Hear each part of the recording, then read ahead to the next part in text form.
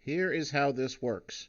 So first of all, you have to have an over-the-ear headphones like this, and you have to be able to hide your USB or your Bluetooth headset in the ear right here like this. And so with this on, you really can't see that there's anything underneath it.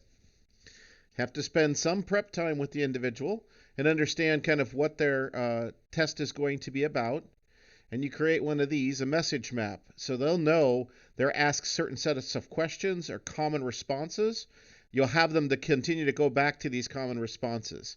Now that's not completely foolproof.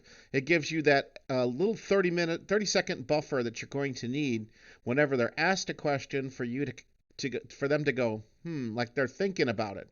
Because again, that's going to play into the interview. They're going to say, well, he's thinking about it, so he isn't just responding with the first thing off the cuff. Although some of these he'll already have memorized, and so some of these he'll be able to pop off, he or she will be able to pop off really quick. So you create a message map like this with some of the common things that people would be asking, and this will have like 3 points plus 3 follow-up points. So whether you're using stars or whatever, it's going to be able to hit those pieces. Now, you're going to be using a virtual box and using a virtual environment so that you can shadow their desktop. And I'm going to run Unix so they can't trace it back in case they're doing any kind of really advanced stuff to trace it back and say, is somebody kind of shadowing them? This would get it past it where you wouldn't be able to see that somebody is shadowing them. So as far as they're knowing, they can just see it as the desktop.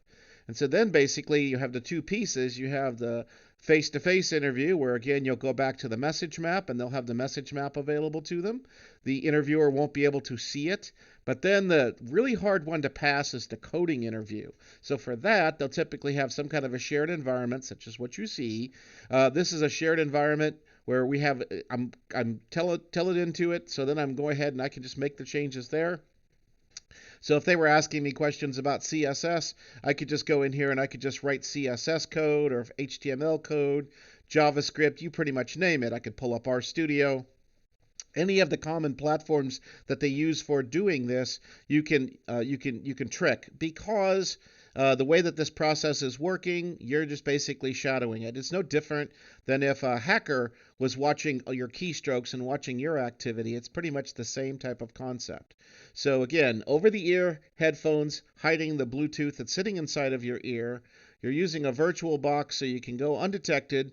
You're shadowing their desktop. You provide them with a message map so they could go through and answer some of the most common questions. For those questions that they don't know, they just go like, let me think about that for a little bit. Give 30 seconds.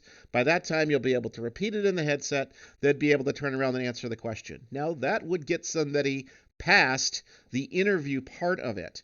Once they get in that seat, though, they still would probably choke within the first week. It wouldn't take very long to understand that, yeah, this person probably doesn't have the skill set that you're recruiting for. So, again, this is just, could you do it? Sure. This is how you could do it, proving you that, yeah, it is possible.